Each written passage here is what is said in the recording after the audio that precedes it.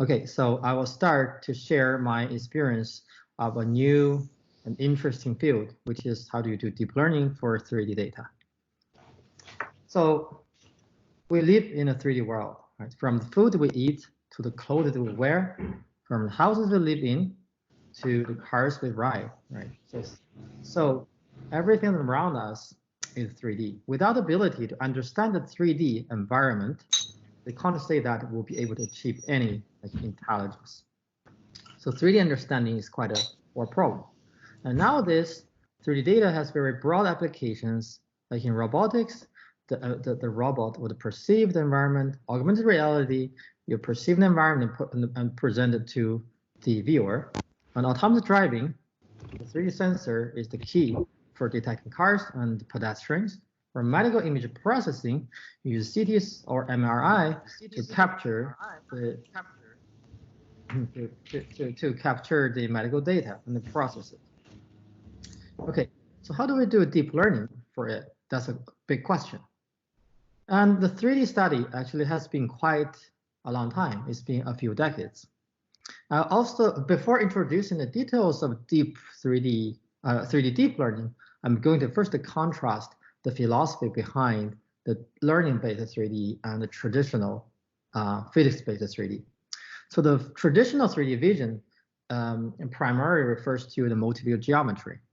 Okay, suppose that you have an object and you have pictures for multiple viewpoints.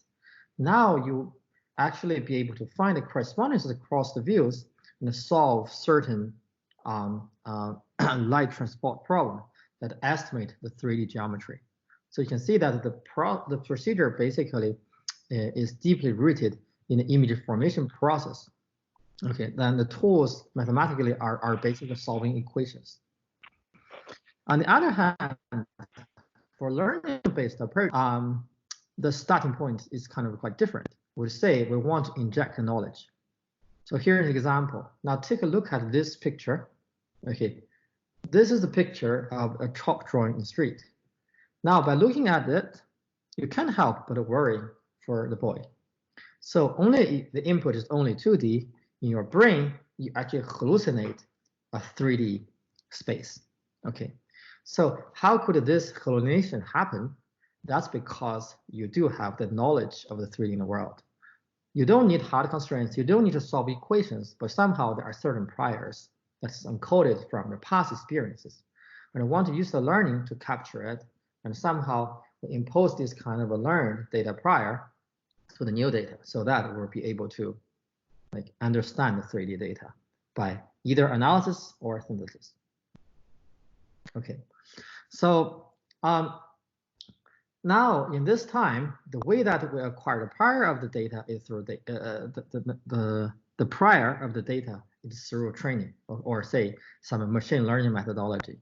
And a high level idea is that we'll try to assemble data set of 3D, and then we try to find machinery to relate the input data to 3D or relate the input 3D data to some other signals. And 3D deep learning actually involves the fundamental part of mathematics, like the geometry and topology and functional analysis, to the more applied applications with computer vision or machine learning, or computer graphics or robotics. So it's quite an interdisciplinary field. And I should say somehow it emerges around the year 2015, and it's been 5 years so far. And basically there's a body of work that has already grown and it's getting more and more mature. So I have built a course at UCSD, which is named the Machine Learning Meets Geometry, that's taught every year. And here's the website for the course of 3D deep learning. If you're interested in the fundamentals, you can go there. And for this tutorial, I'm going to quickly go over the high level and the basic information that are covered by the course. So this will be delivered by the 3 instructors. I think Jile has introduced. Just a skip. And for schedule, we will start from now, and also we will end around 2:20. So we'll have a break in the middle, but let's break it depending on the progress of introduction. So for the tutorial, it has 4 parts. I'm sorry, the numbering has some problem. The first is I'm going to introduce the 3D data and what is the basic challenge for 3D deep learning that comes from the data structure. And the second, I'm going to introduce how we do classification using deep learning on 3D data.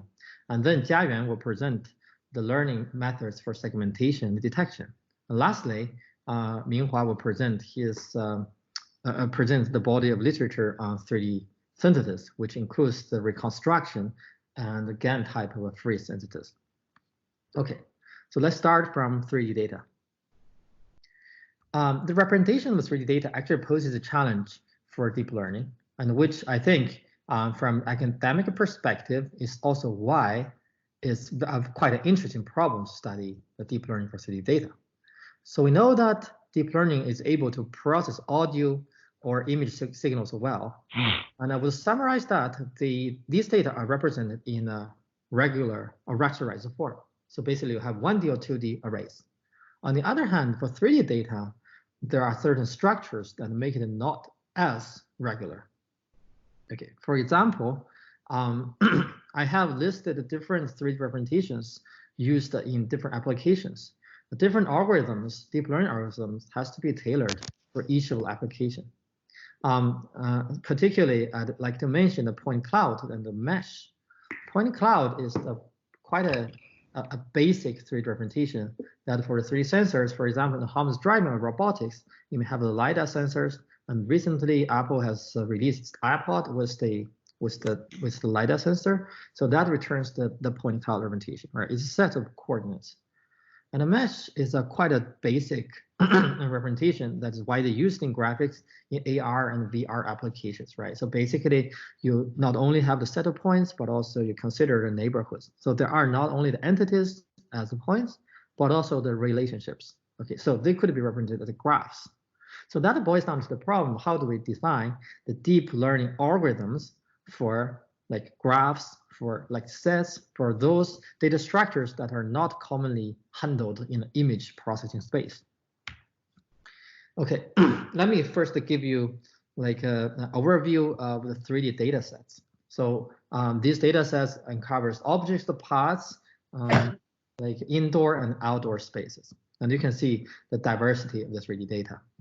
The first one is synthetic object data set, which is the ShapeNet. It was driven by me, and also there are similar stuffs like 3D Scan and ModelNet, driven by other groups in the world.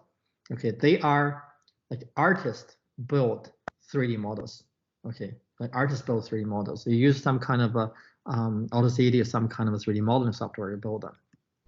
Okay, and if you're interested in the structures of the objects, you may also get the parts of the object. Okay, so here the PointNet is a dataset released by my group last year. So we have objects with very detailed part information, and somehow with the part information, the objects becomes interactable or animatable. Not only for this object level dataset, including part information, but also there are the scene dataset. This is a synthetic, or say, artist contrasted, crafted indoor scenes. Okay, you can see that there are the geometries where objects are arranged in a natural layouts, and also there are the high quality object material information. And then through the rendering engine, you can get those kind of high quality rendering that is not far from the real photos. Okay, before are those synthetic data, but people are also collecting real data. This is a real 3D scan of indoor scene. It's called a ScanNet. So the team by Dai et al., they use the Kinect scanners to scan many rooms. Basically, they use Kinect Fusion so fusion technique to merge them into this kind of a 3D meshes.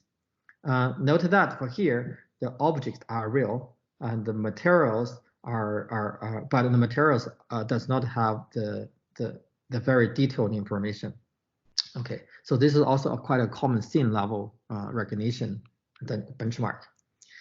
And there are the even more popular and important data set is about outdoor 3D scenes. So it's essentially the autonomous driving companies are pushing this line of work.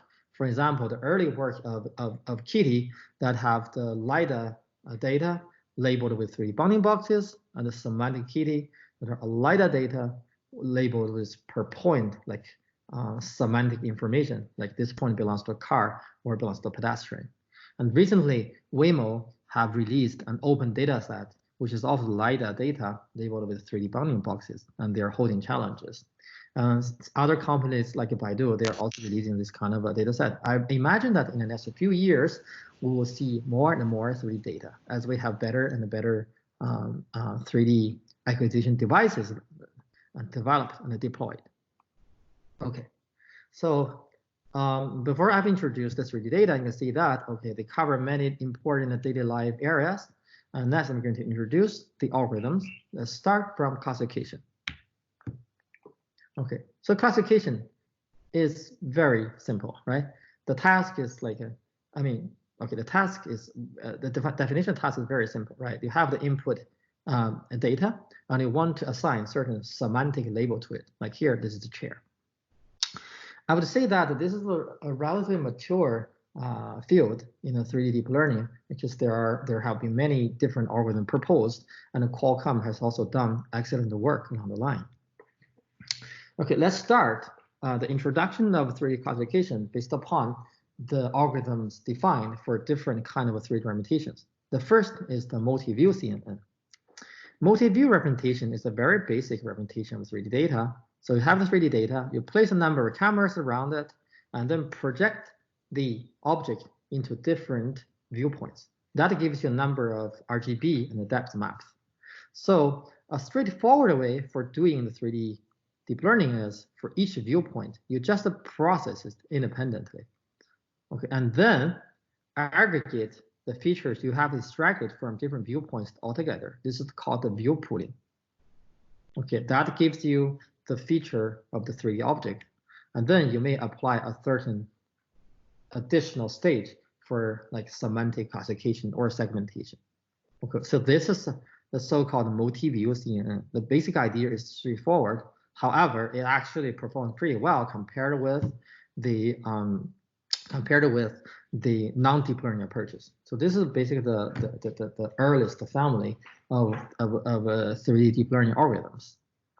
Okay, so on the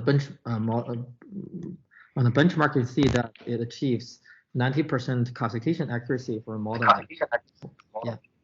So it gives great performance, and this family of work is able to leverage the vast literature of image classification, and they could use ImageNet or those 2D neural networks as pre-trained features to extract pre-trained features.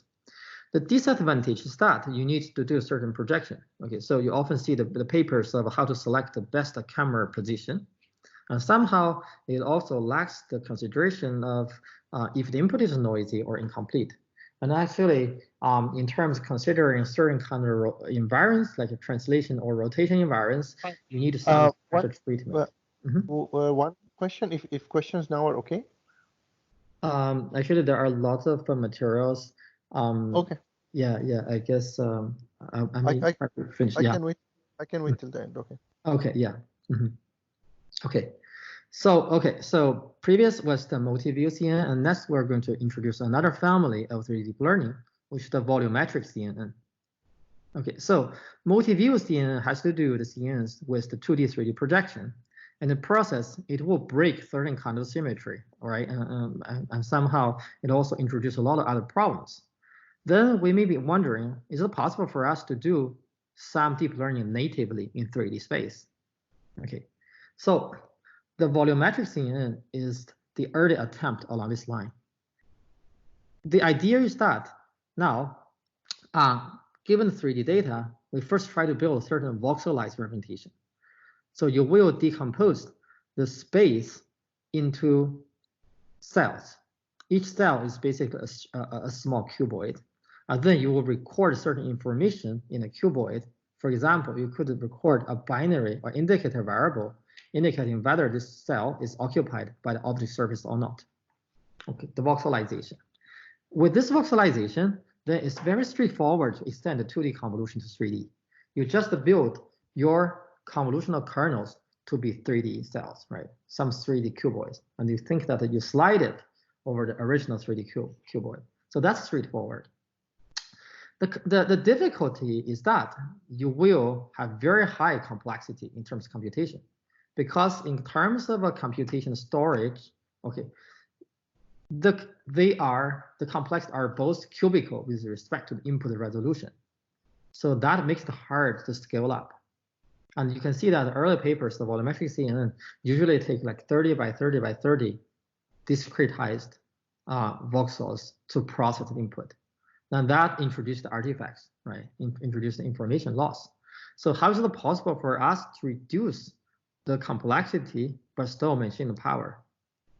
So this is the one work. That was my work in 2016. Okay, so we tries to use certain kind of a 2D network to address the 3D data.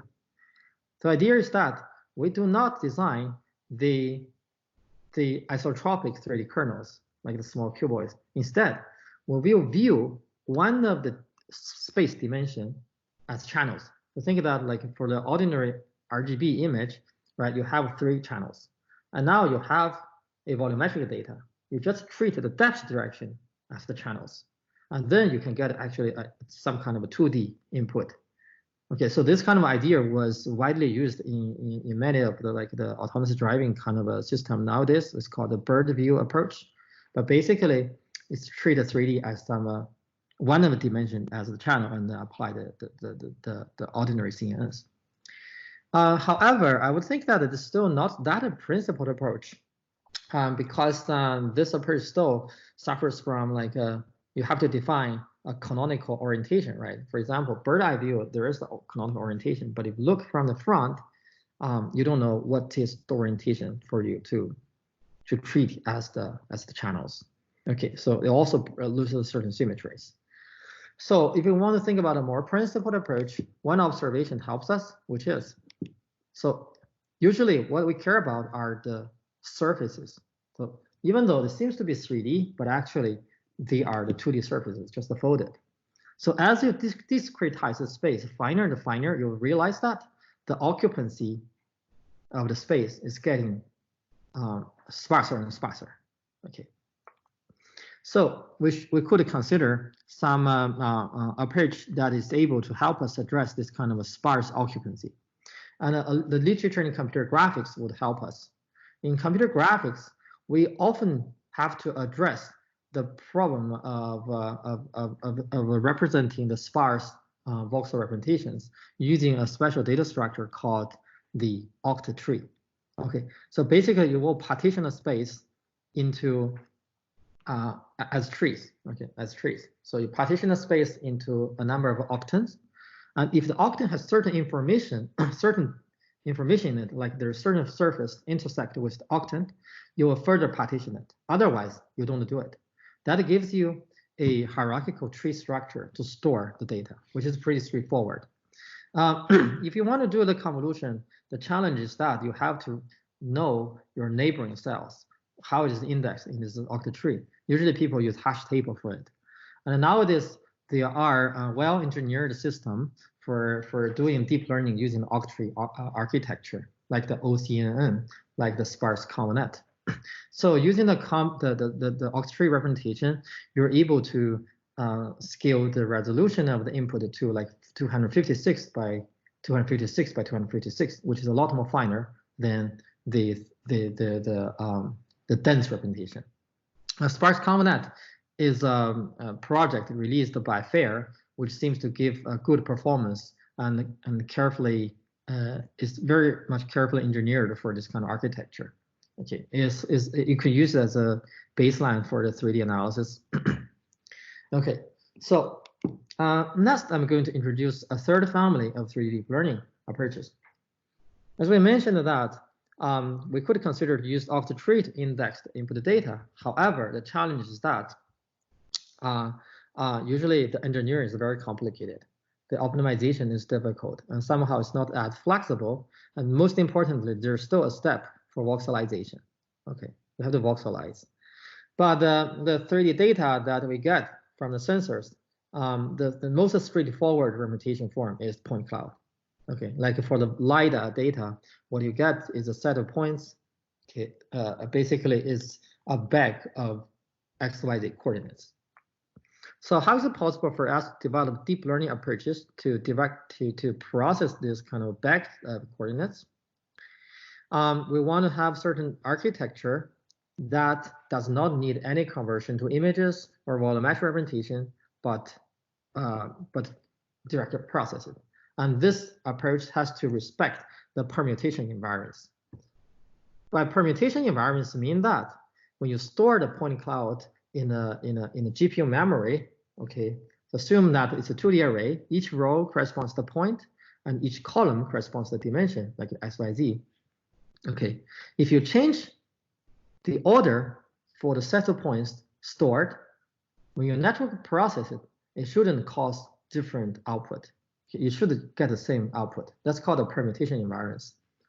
So for a neural network that has this kind of a permutation invariance, we know that it is basically like the task of using neural network to approximate symmetric functions. The question is, how do we build universal symmetric function approximators? And PointNet is from my group is a kind of this work. So the high-level idea is that for each of the point in the set, you will use a small neural network to process it independently and identically. And that gives you a high-dimensional embedding of the point. And then you will use a simple symmetric function, for example, the max pooling, to combine the encodings from each of the point. And that gives you a single high-dimensional vector for the whole shape. And then you process it by a second neural network. Interestingly, for this kind of architecture, even though it's pretty simple, you could prove that it's mathematically rigorously prove that it's actually able to universally approximate any symmetric functions. So that's one of the earliest deep learning work for set processing. And we can interpret what is learned by the PointNet, and we can see that essentially it discovers the skeleton of the input data. Like looking at the cup example for the last second column, you can see that it's able to discover the silhouettes of it. Okay. The limitation of the previous PointNet architecture is that, okay, it's respecting the permutation invariance of the input set. However, it's not really capturing the local patterns. Okay. So being able to capture local patterns allows us to improve the power of the neural network. Here, the power means that we'll be able to handle especially the translation invariance well. This is something that is demonstrated in a convolutional neural network. So we want to improve the PointNet so that it's able to encode this locality information. And we're aware that the targets that we're processing are actually geometric targets. They are actually points embedded in a metric space. Okay. Somehow you should consider to have like when you are processing it, you could consider to introduce the concept of kernels as in CNN, which have the compact local support. Okay. So but you have the point cloud as the input, which is different from the conditional images. So when you want to decide the neighborhood, you still have certain options. Like you could try to build a ball query that for a point in a 3D space, you use a ball surrounding it to get its local neighborhoods, or you could use k-nearest neighbor to get its local neighborhoods. So you have different ways to define the topology of the structure.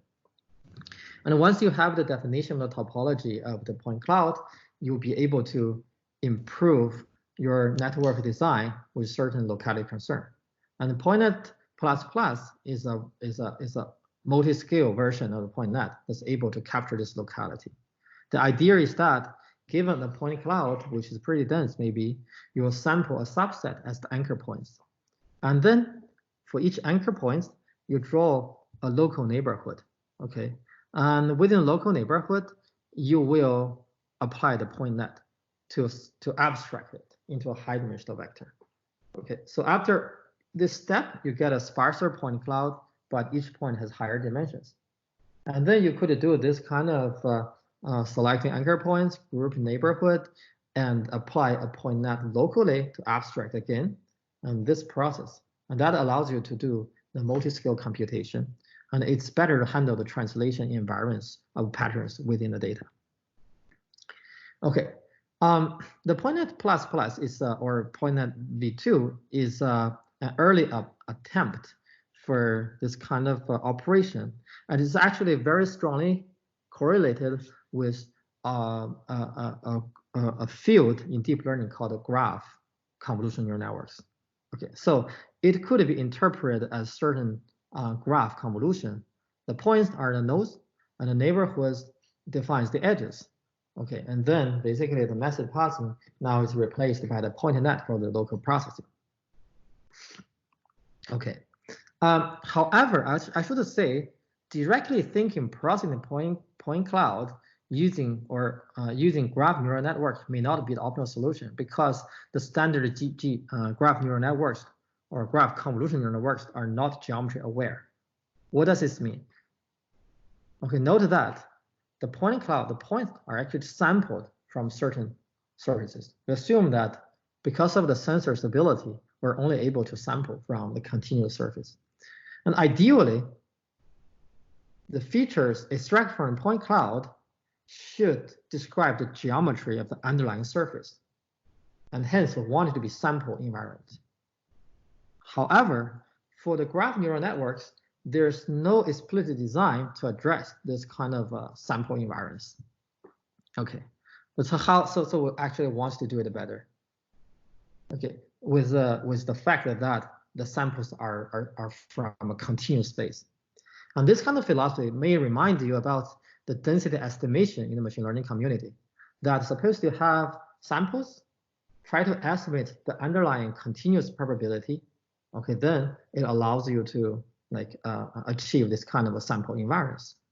Okay, so there are work along the line recently that considers the more geometry aware 3D deep learning. Okay, so let's try to go over this work quickly.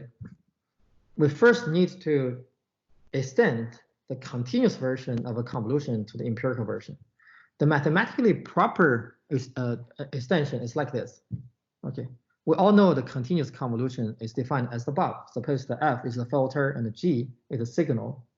The convolution basically will flip the signal and then do a sliding window of the filter over the signal, right?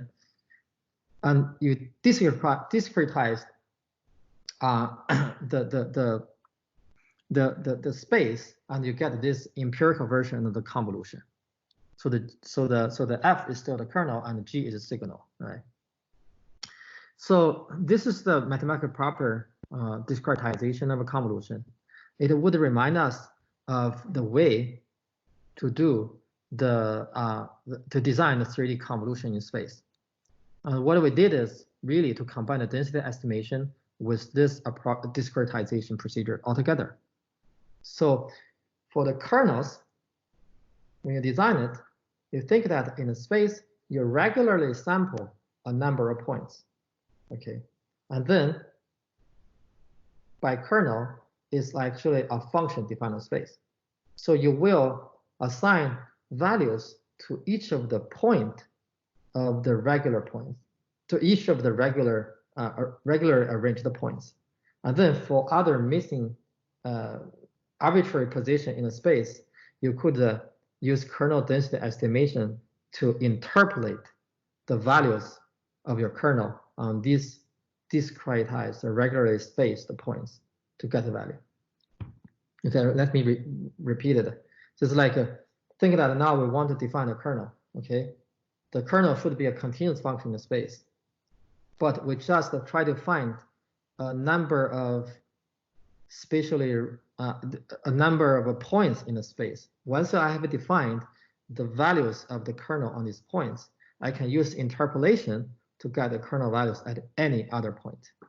Okay, so that's the kind of the idea for like using density estimation to define the kernel. Once you have defined this way, you'll be able to use this kernel to achieve proper convolution over a point cloud. Okay. So basically, for the point cloud you want to process, you will try to query what the kernel should be. This might not be a position that is not defined in your kernel, but use interpolation to get the kernel value. And somehow now you have a kernel that is living on a set of points. Other points are like the values are interpolated. And actually, it allows you to conveniently do deformable convolution. Because now your kernel are just a set of points, you could decide to deform the position of the points, and that allows you to deform the kernel. So now you have a deformable kernel. What's the advantage of a deformable kernel? If you have a deformable kernel, it actually gives the flexibility for capturing the local information. So if your input data, like the 3D data, is some deformable shapes, like think about animals, animal body or human bodies, they are deformable. Your kernel is also deformable. Okay, then you'll be able to achieve certain deformation invariance. Okay, so that's the kind of idea. And in the last year's ICCV, this KP-Conv is able to encode this approach. And people basically in the past 2 or 3 years have thought about many innovative ideas of how to do the 3D convolution. I don't have the space and time to cover them all. Just to mention a little bit, like for example, there are people that tries to build a tangent space at a point, and then somehow in the tangent space try to build a regular structures, and so that you would be able to apply the 2D convolution in the local tangent plane. Okay. Okay, so that's the deep learning on point cloud.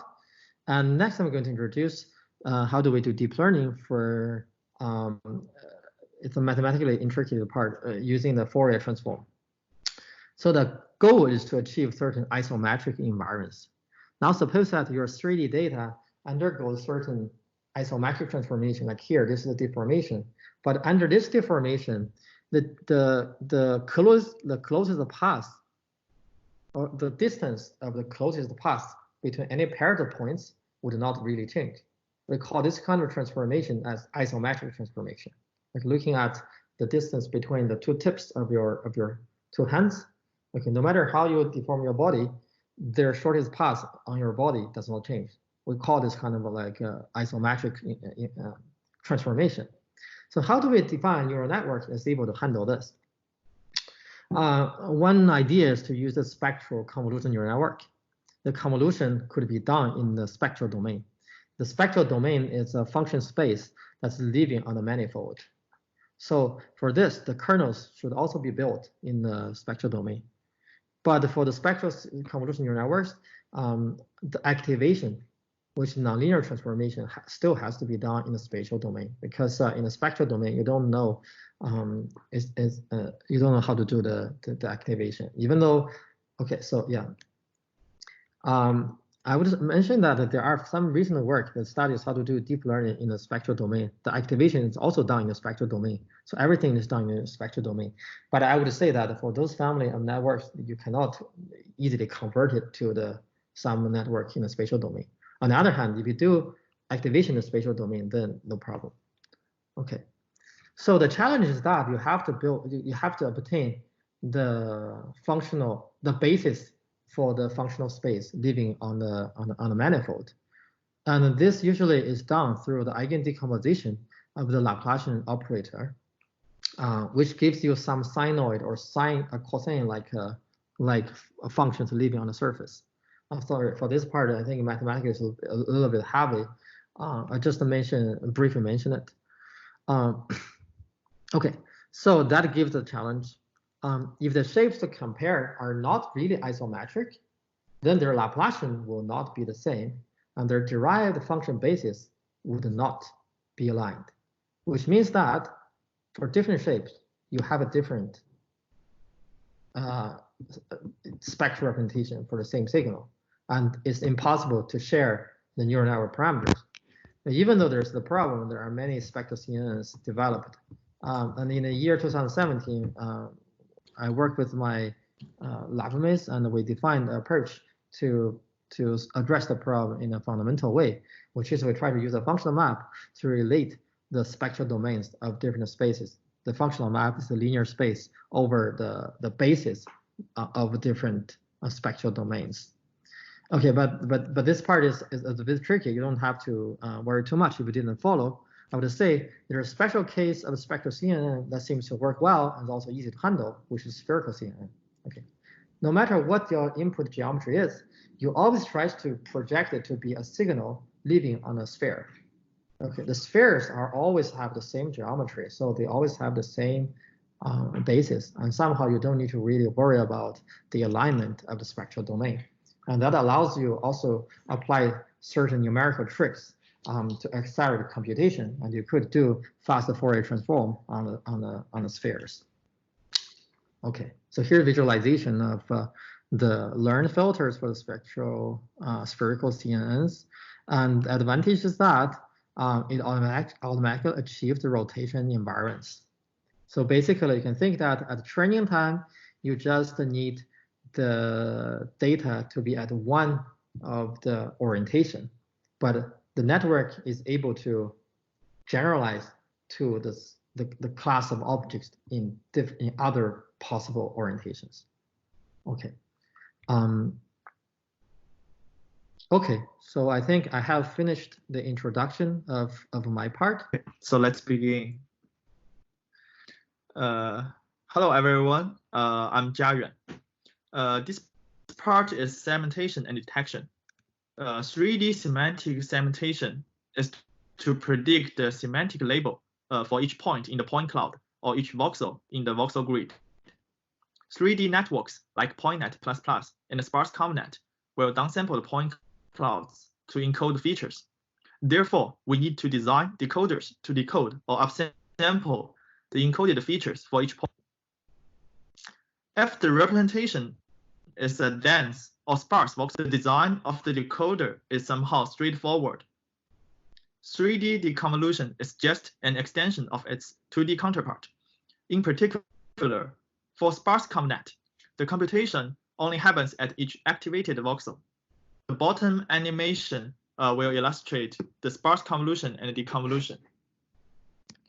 The blue cells are the inputs and the green cells are outputs. For sparse deconvolution, input and output grids are just switched. Note that the activated output voxels of a sparse deconvolution layer is defined by an associated sparse convolution. It is undefined when you directly apply a sparse deconvolution.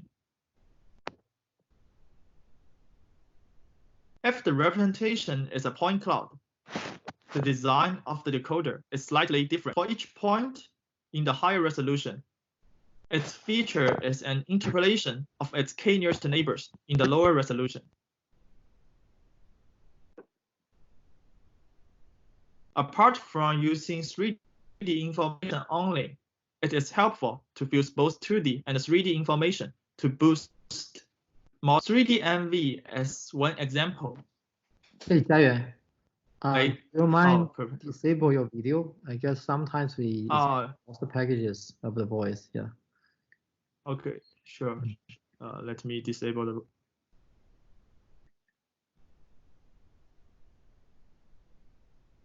Disable your camera. Okay. Is the camera off now? It's disabled now. Yes. Okay. Okay. So wait. So can you see my slides now? Yes, I can. Okay. Let's continue. 3D MV is one example that use the multimodal information. First, it extracts 2D features by 2D CNN on mRGB images, which maximally cover the target point cloud. Then, 2D features are back projected to 3D voxels according to the ground truth camera information, which results in M feature volume. Next, a voxel-wise max pooling is applied on M feature volumes to acquire a single 3D feature volume. Finally, a 3D CNN is used to combine both multi-view features and geometric features.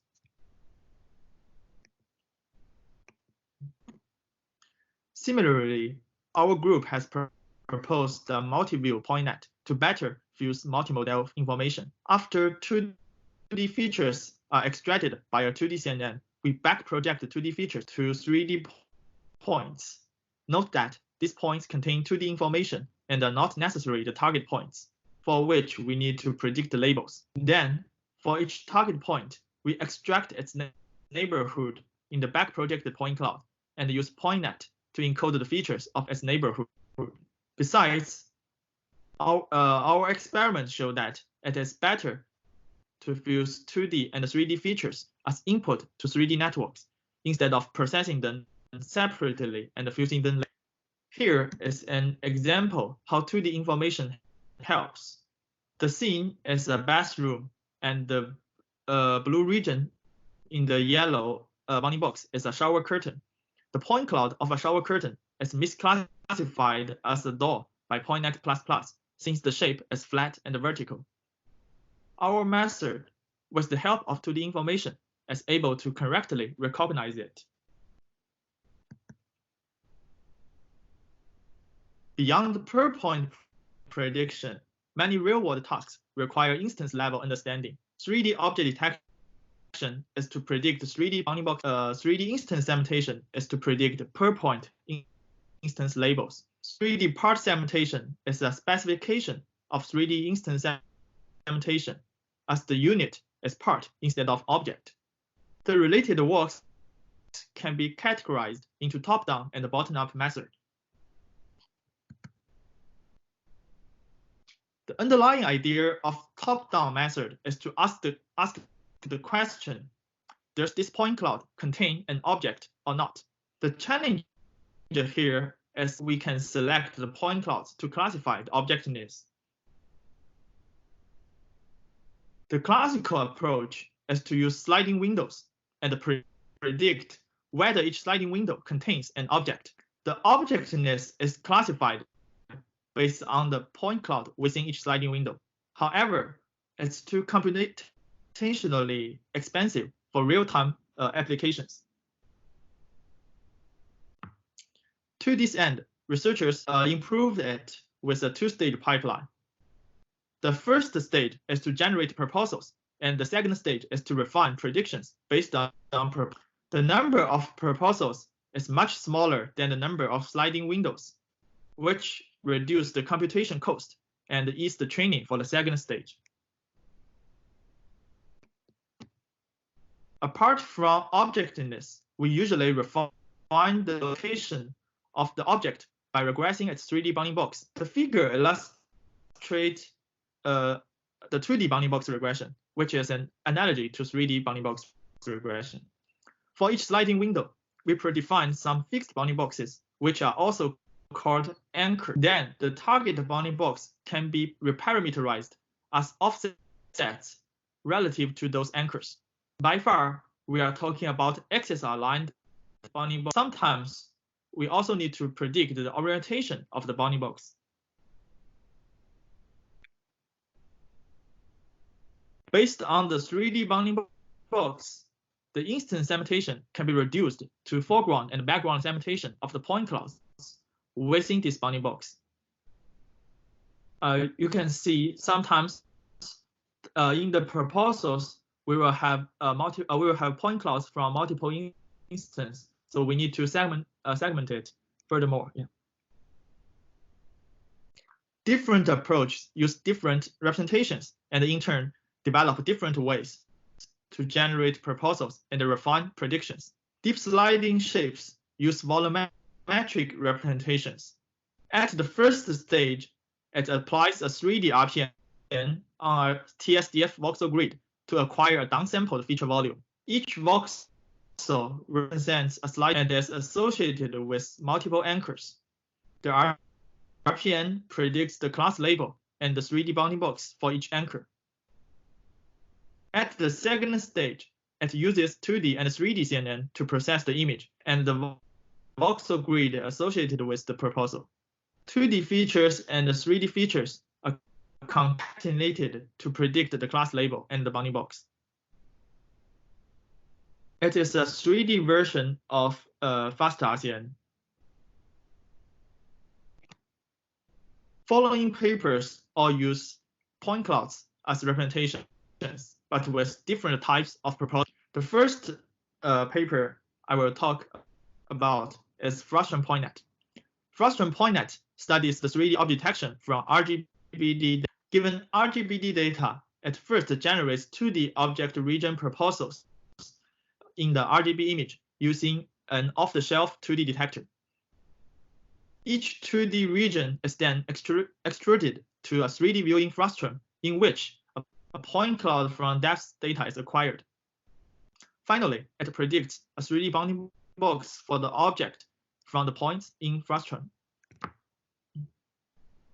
Given the frustrum proposal, there may exist other foreground instance and the background cluster. Frustrum PointNet does instant segmentation for each frustrum to get the object of interest. Different camera poses and object poses will result in very different partial point clouds. To handle this variation, Frustrum PointNet applies a series of coordinate normalization. First, it rotates frustrums to transform from the camera coordinate to the frustrum coordinate. Then, the origin is translated to the centroid of the foreground points. Now, the frustrum coordinate is already transformed to 3D mask coordinate. Since the foreground points are on the surface and far from the center of the bounding box, a lightweight PointNet is trained to predict another translation to move the origin to the center of the bounding box. Finally, the point cloud in 3D object coordinates is used to predict the bounding box and the class label.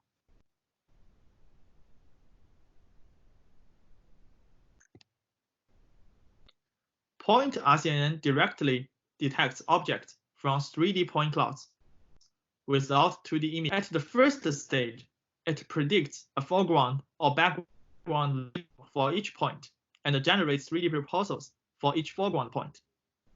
The foreground point is defined as the point within a bounding box. At the second stage, it transforms the point cloud of each proposal to the canonical coordinate system. In the canonical coordinate system, the range is the center of the box and the x-axis is parallel to the head direction. Transformed points are used to predict the refined bounding box. Moreover, point R-CNN uses a bin-based representation to convert the original regression problem to a classification problem. Concretely, it discretizes the predefined range into several bins.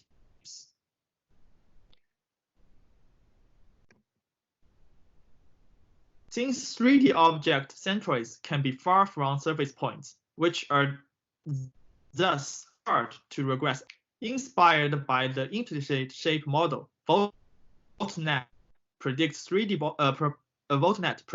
proposals from volts rather than points. It samples a set of seed points and generates one or multiple volts for each seed.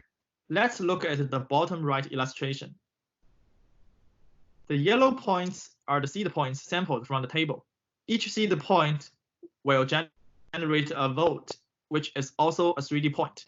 The offset between the seed point and the volts is predicted according to its feature. The volt is trained to target at the object centroid if the seed point is close to the object. Next, volts are clustered, and each cluster center represents an object proposal. The clustering can be efficiently implemented by further point sampling the volts. PointNet is applied to each cluster to predict whether the center is close enough to an object. If it is close enough, the network will also predict the 3D bounding box and its class label. So in the figure, we can see that the green points, the green volts are positive volts since they are close to the center of the table, and the red points represent an active cluster, which is far from the center.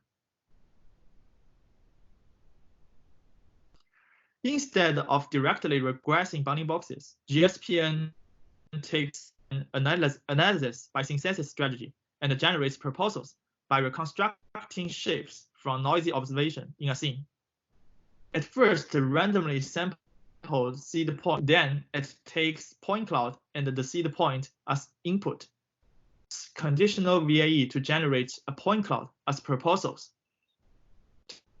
To get a bounding box representation, you can easily calculate the most tight bounding box of the shape the shape it will construct.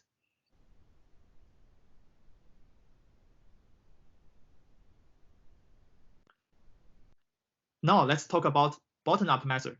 The underlying idea of bottom-up method is to ask the question: do these points belong to the same instance? The challenge is how to measure the similarity between 2 points. SGPN learns a per-point embedding such that points from the same instance have similar embeddings, while points from different instances or classes have different embeddings. At first, uses PointNet or PointNet++ to extract a descriptive feature vector for each point in the point cloud. Based upon this feature, the confidence, semantic label, and similarity with other points is calculated. For each point, other points with high similarity and itself form a group proposal which can be regarded as an instance. In the post-processing, group proposals with low confidence and small sizes are discarded, and overlapped group proposals are merged.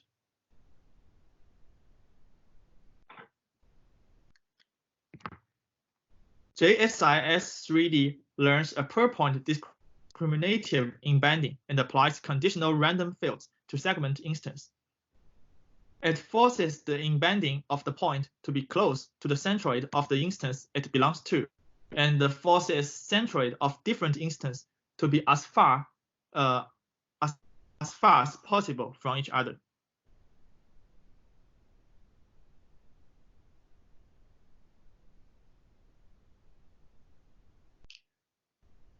Beyond general object detection, the BEV detection is widely used in the self-driving scenario. What is the BEV image? Professor Su has already introduced some concept of that.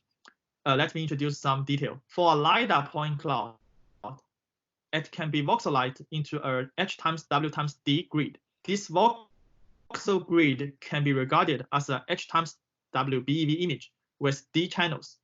From this perspective, typical 2D CNN can be used to perform 3D object detection. Note that it is explicitly assumed that each pair only contains one object. Other methods use either different BEV representations or different featuring. For example, the original feature of each pixel in BEV image voxel occupancy. Point pillar replace it with the feature of its corresponding pillar encoded by a PointNet. Second, directly process 3D point by sparse ConvNet. After several sparse convolution layers, it reshapes the 3D feature volume to a 2D BEV image.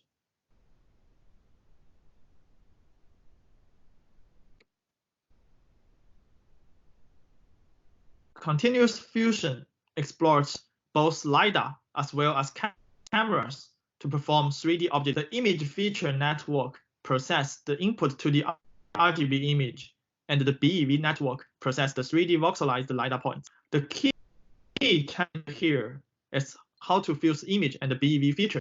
To this end, they propose continuous fusion layer. For each pixel in the BEV image, we want to find what image features we need to fuse. First, its nearest K points are searched over the BEV plane. Then, these points are projected to a camera view. The image features are extracted at those pixels projected from points. Finally, an MLP is applied to fuse K image features as well as geometric information for the target pixel in the BEV image.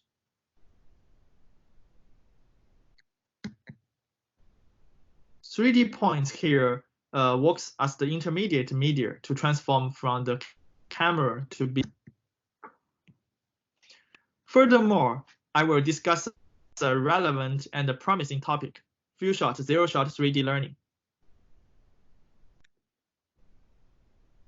2D few-shot learning is a popular topic in the recent years, and 3D few-shot learning is of increasing interest to the community.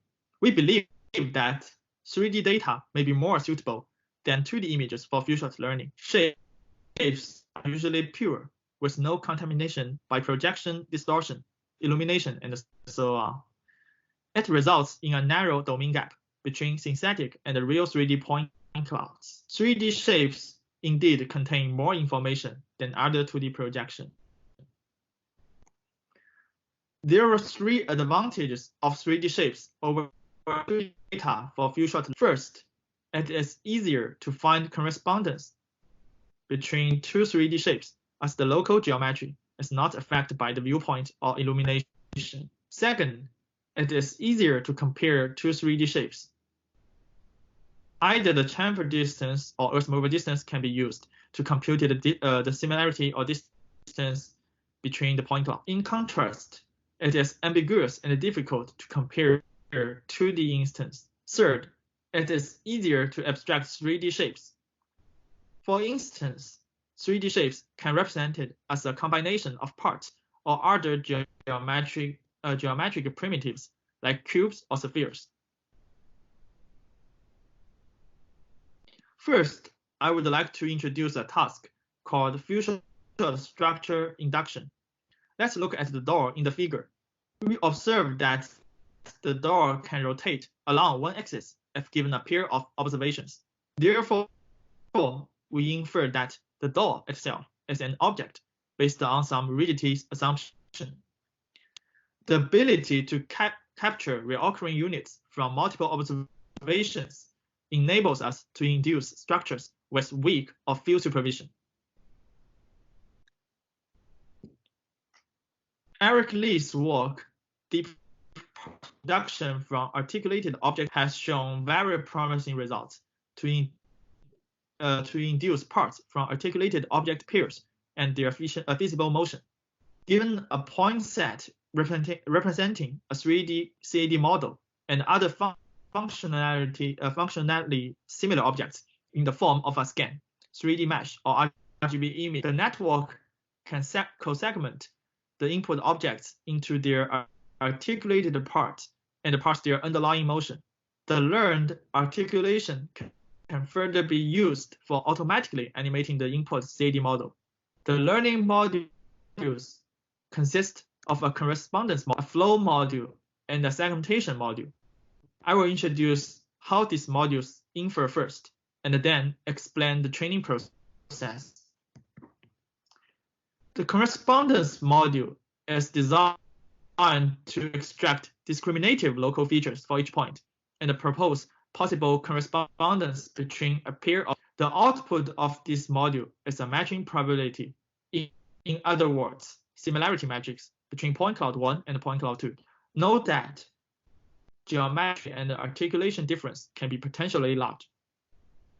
According to the matching probability and the shape of point cloud 1, the flow module predicts the deformation flow from point cloud 1 to point cloud 2. Once obtained a deformation flow, a segmentation module learns to group points into parts, leveraging a part rigidity assumption.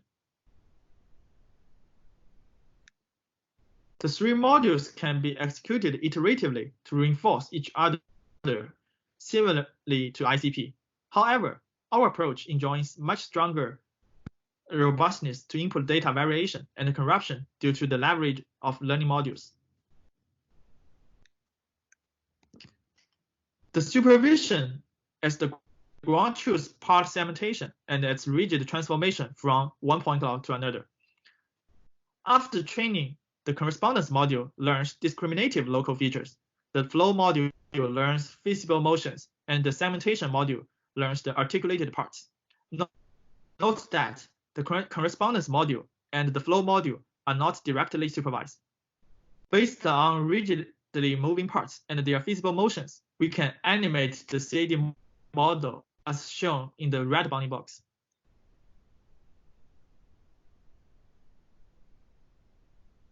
Another task I would like to briefly introduce is zero-shot part discovery. The training set contains a set of classes, say chairs and furniture. They are all annotated with fine-graded part labels. The test set contains a different set of classes, for instance, photos or bats. The zero-shot part discovery is to train the model on the training classes and evaluate test classes without any fine-tuning. It is assumed that although global shapes look different, different classes might share similar parts.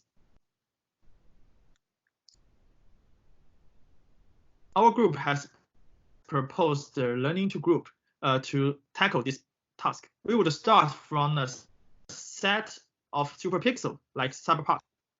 Then we would learn a policy by reinforcement learning to pick a pair of subparts. The policy aims to pick the pair that has the highest probability to form a part in the future.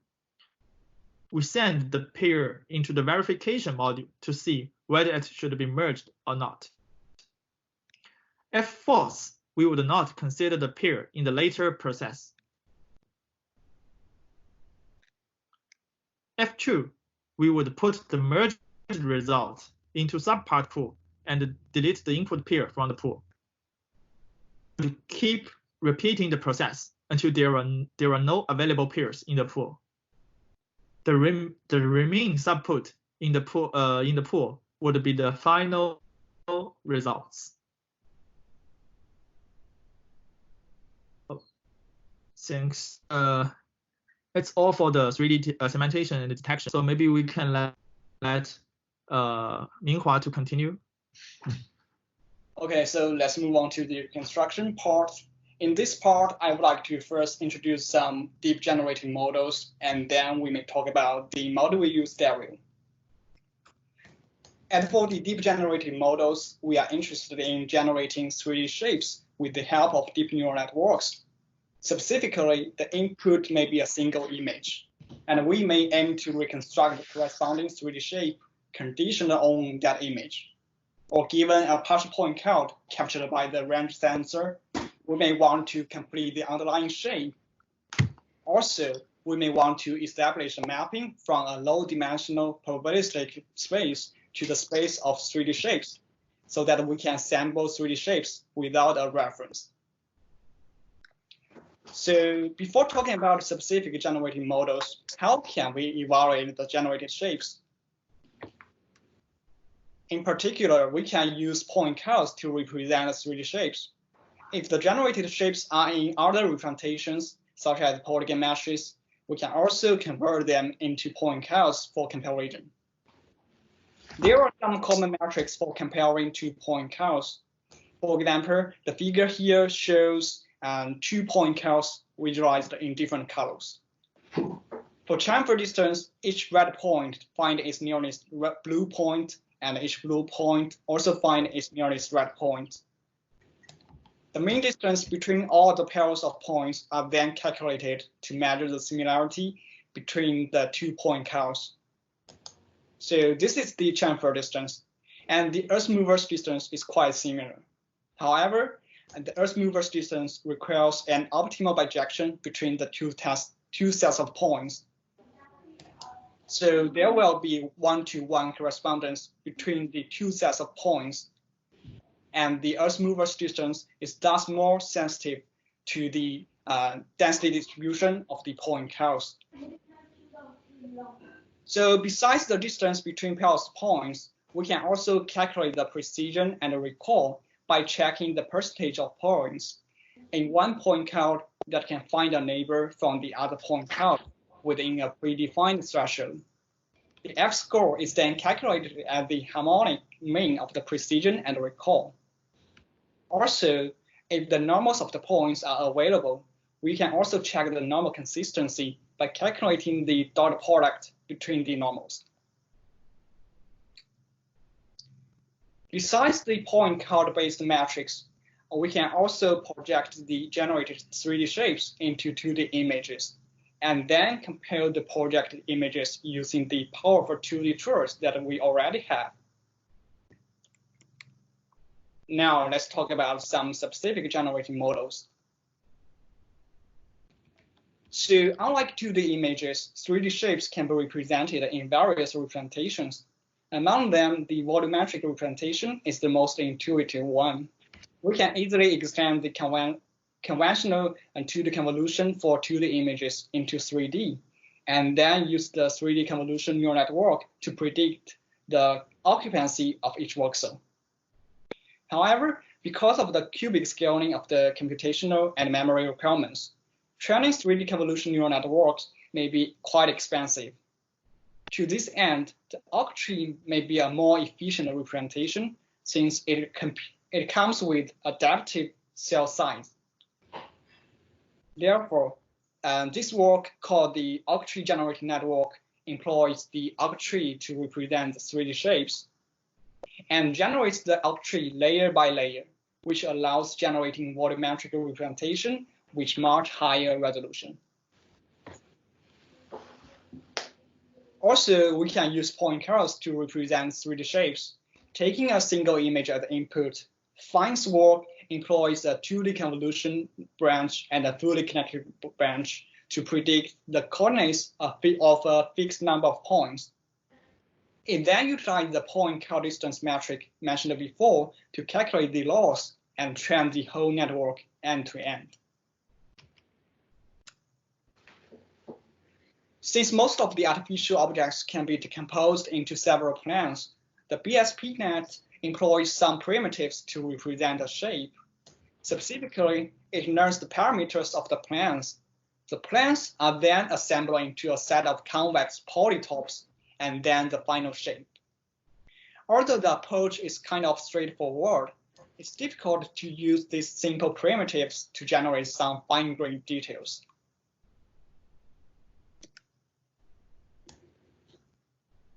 Another common paradigm for 3D shape generation is based on wrapping a 2D plane into 3D surfaces. The representative work AtlasNet decomposes a 3D shape into a set of small patches. It employs a set of multi-layer perception to learn the mapping from a 2D plane with the 3D patches. Specifically, it samples a lot of points on a uniform 2D square. Conditional on the latent shape representation, the network then maps the sampled 2D points into its 3D coordinates on the corresponding 3D patch. The small patches are then assembled into the final surfaces. The approach also employs the point cell distance metric mentioned before to train the neural network.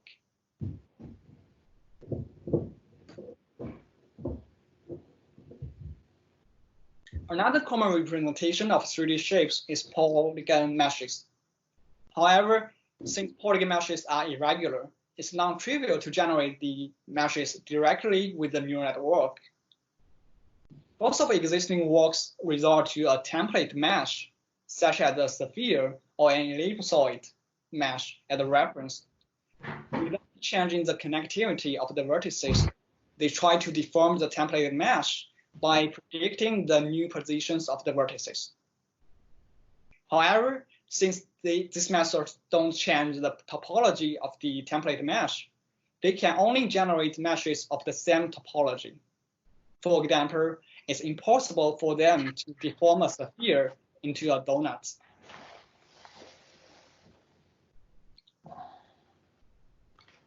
To handle this issue, there are some following works. SDMNet decomposes a shape into structured parts and deforms a bounding box into the desired shape for each part. In this way, it enables the generation of shapes with more complex topologies.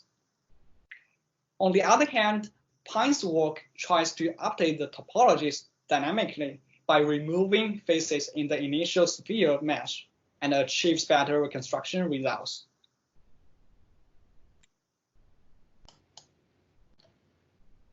Besides the traditional representations, there are some recent works trying to learn an implicit field function to represent the 3D shapes. For example, DeepSDF tries to learn the sign distance function for the 3D shapes. Specifically, the sign distance function indicates distance of a point to the surface. If the point is inside the surface, the distance is positive. Otherwise, it's negative. Sign distance function implicitly encodes a 3D shape as the zero-level set of the learned function. The network of deep SDF is kind of straightforward, conditioned on a latent code describing the whole shape. The network maps a 3D point into its sign distance function. The approach then extracts the isosurfaces with some post-processing algorithms, such as the classical melting cube. Okay, so the above is a brief introduction of some major paradigms for existing 3D generating models. In general, most of them follow the encoder-decoder fashion, which means they first map the input into a shape embedding through the encoder, and then reconstruct the shape through the decoder. Due to the limited capacity of the existing 3D encoder and decoder, they typically cannot generate fine-grained details.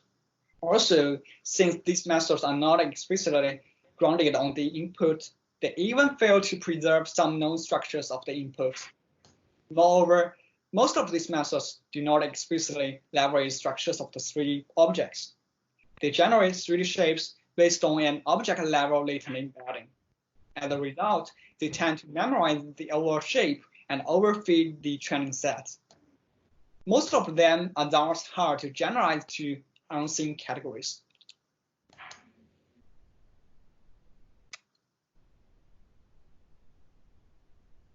Different from the encoder-decoder fashion, we can leverage some intermediate representation to help reconstruct the shape.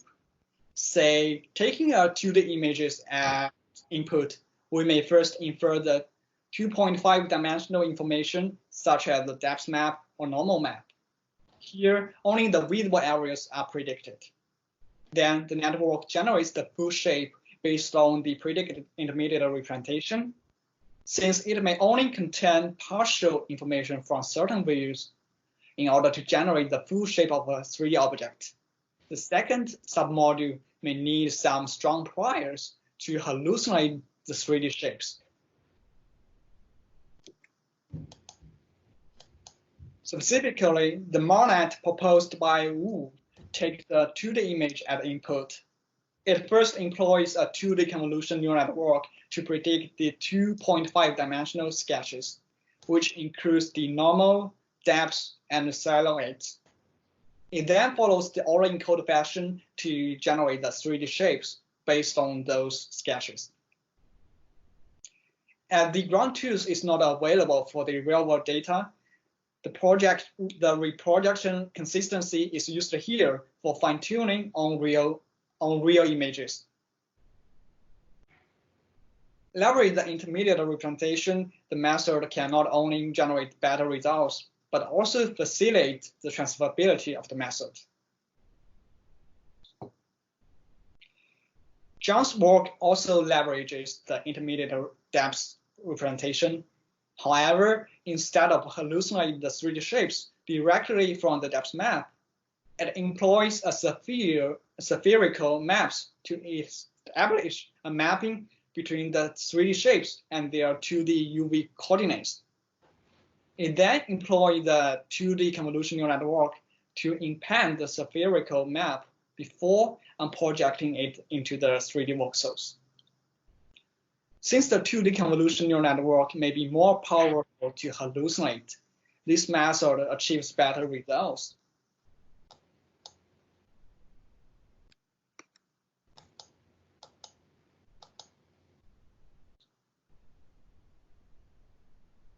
There are also some recent work trying to explore the structured representation for shape generation. Specifically, StructureNet explicitly leverage the hierarchical part-based representation for 3D shape generation. Take this figure as an example. The approach represents the 3D shapes by their hierarchical decomposition into parts, which are illustrated by those black edges in this figure. There are also some geometric relationships such as adjacency, symmetry between the sibling nodes of the same level, which are illustrated by those orange arrows in this figure.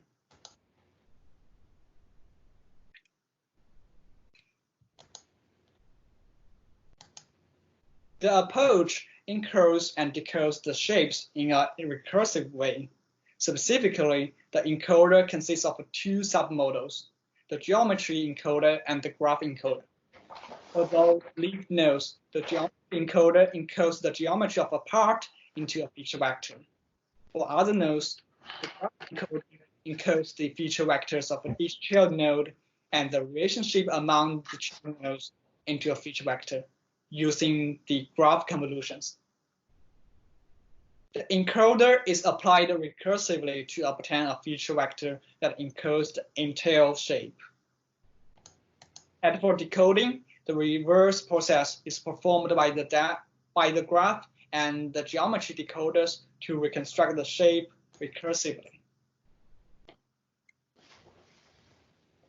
Here shows some reconstruction results conditioned on a single image or a partial scan. The non-latent spaces also enable several structure-aware geometry processing applications. Another work I would like to introduce is about mesh reconstruction. Given a point cloud as input, it aims to reconstruct a high-quality polygon mesh. Although the problem of mesh reconstruction has been studied for quite a long time, there are still many issues unsolved. Without geometric and semantic priors, it's quite difficult for traditional methods to handle the ambiguous structures when the resolution of the input point count is limited. For example, the traditional Poisson surface reconstruction fails to separate the non-strips of the shell backs. Also, it produces much distortion when faced with a thin tabletop consisting of two spatially close planes. On the other hand, existing learning-based methods cannot generate fine-grained details or generalize to unseen objects, since they do not explicitly ground it on input point counts.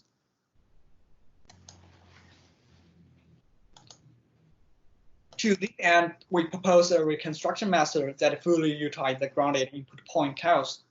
Specifically, the method first proposes a set of candidate triangles by constructing a KNN graph on the input point count. Among the candidate triangles, some of them are on the surface. However, there are also some incorrect triangles that should not appear on the surface of the mesh. We thus employ the neural network to classify all the candidates and filter out the incorrect triangles. For the remaining candidates, they are on the surface, and we merge them into the final mesh in a greedy way.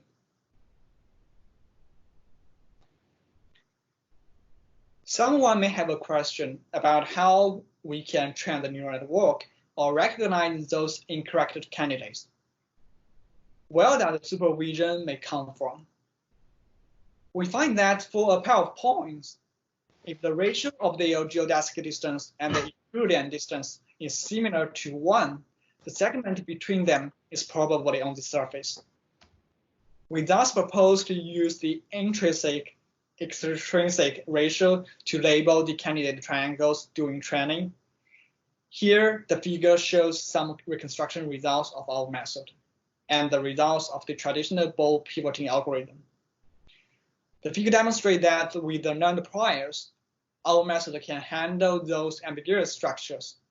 Also, since our method mainly leverages local priors, we find that it possesses strong transferability.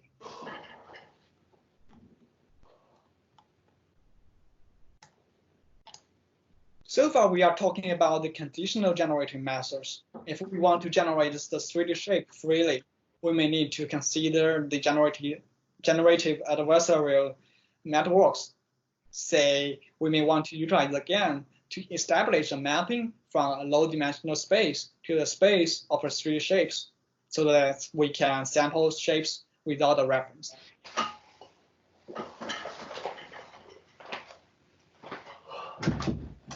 Again, for images, we also need to consider the metric issue here. How can we evaluate the generated 3D shapes? Should we utilize those objective metrics or utilize those perceptual metrics? To compare two sets of point clouds, A and B, we may have some objective metrics. Specifically, here, A indicates those generated point clouds, and B indicates a held out test set. The minimal matching distance measures the flexibility or fidelity of A with respect to B by matching every point cloud of B to the one in A with the minimal distance, and reports the average of distances during the matching. Here, either chamfer distance or earth mover's distance can be used. And for the coverage, each point cloud in A finds its closest neighbor in B. The coverage is then measured as the fraction of the point clouds in B that were matched to some point clouds in A. And a high coverage score indicates that most of B is roughly represented within A.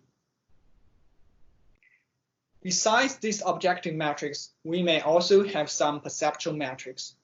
Similar to 2D images, with the help of some neural networks, we may embed the shapes into a latent feature space and then compare their feature distribution. And for the volumetric representation, Wu's work employs the 3D convolution neural network to serve as the generator and the discriminator, and employs the cross entropy as the classification loss. For the point cloud representation, this work uses the fully connected layer as the generator and the PointNet as the discriminator. It follows the WGAN fashion to train the neural network. Here the figure shows some of the generated point clouds.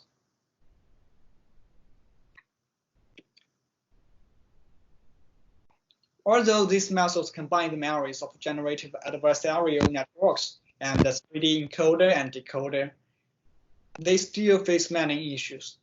First, they cannot generate high-quality local details or complex structures. Also, we find that for point cloud representation, using strong classifiers as the discriminator is highly tricky. Since classifiers such as the PointNet++ are sensitive to the density distribution of the point cloud, however, the capacity of the generator is quite limited, which makes that the training intractable.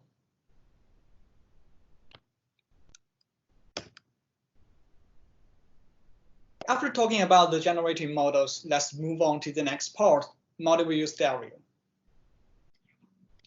In multi-view stereo, a dense model of a 3D object is reconstructed from a set of images with known camera parameters. This classical computer vision problem has been extensively studied, and the standard pipeline involves a number of separate steps. For example, in some pipelines, sparse features and the correspondences are first detected and then propagated into a dense point cloud for covering the whole surface. Another common paradigm first computes the multi-view depth maps, followed by fusing the depth maps to obtain the 3D reconstruction of the object. There are some recent advances in learning-based multi-view stereo methods, which enable that photo consistency and the geometric context for dense reconstruction can be directly learned from the data and without the need for hand-designed processing steps.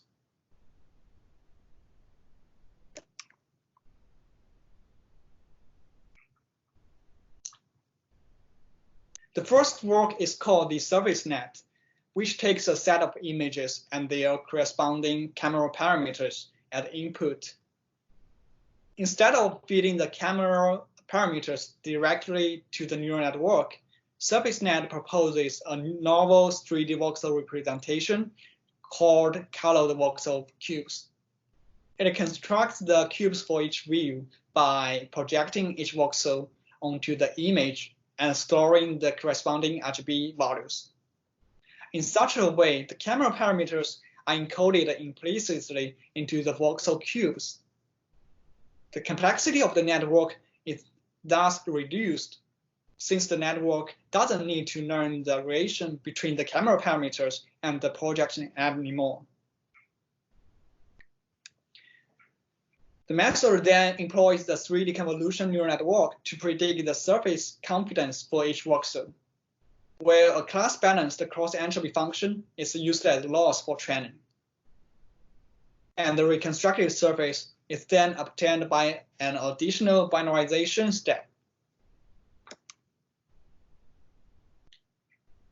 Although this work solves the multi-view stereo problem in an end-to-end fashion, it also has some obvious limitations. First, the pre-computed voxel cubes can only take RGB colors at a coarse resolution.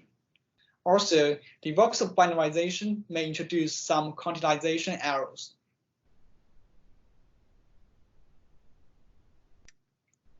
Another method alleviates these issues to some extent.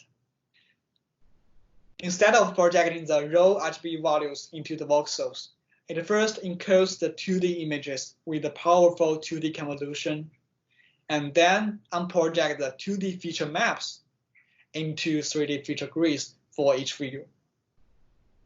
In order to handle variable number of views, the approach uses the 3D feature grids recurrently and then leverage the similar 3D convolution to predict the 3D voxel occupancy. Here, the figure shows some of the results. We find that the method still suffers from a very coarse resolution due to the use of volumetric representation.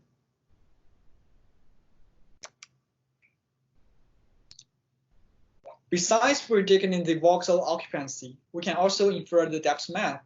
Here, the approach takes a pair of rectified stereo images at input and tries to infer the disparate map. Specifically, it first employs the 2D convolution to extract features for the input images.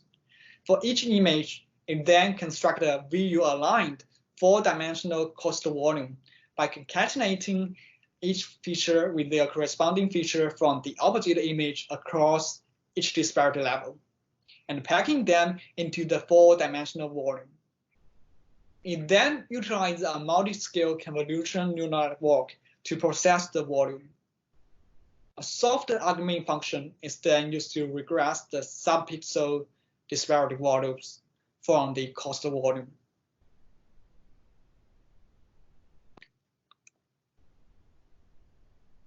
And you may have noticed all of the 3 methods construct the cost volume and then utilize the 3D convolution neural network, which may be memory consuming. As a result, the generated shapes typically suffer from a low spatial resolution.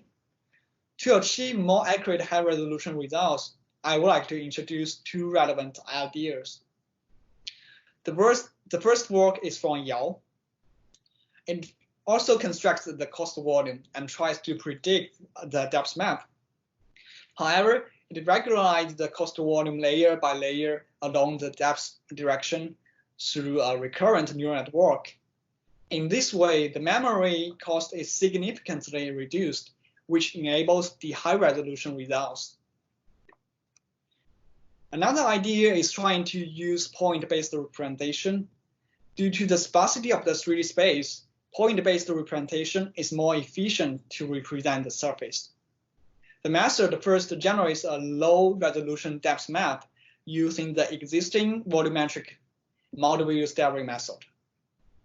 And the depth map is converted to a point cloud. Then, a point flow module is applied to iteratively update the location of points and spawn more points. We find that this point-based iterative approach is not only more memory efficient, but also more accurate. Moreover, the adaptive refinement scheme allows us to first peek at the result at a coarse resolution and it's thus more flexible for those scenarios which needs interaction. In detail, the point follow module iteratively pulls all the points to the right position. It first hypothesizes a set of potential locations for each point along the camera array. It then employs a graph neural network to aggregate the neighborhood information for each point and predict the depth residual. The location of each point is then updated with the residual. Here, the figure shows the results across different iterations. It demonstrates that the point representation enables the iterative refinement and densification based on formal prediction to give denser and more accurate predictions. So that's all for the multi-view stereo part. And we will have a parallel session about the multi-view stereo later. If you are interested in this topic and want to know more details, I believe that you will enjoy the session. And I guess that's all for today's tutorial. Thank you.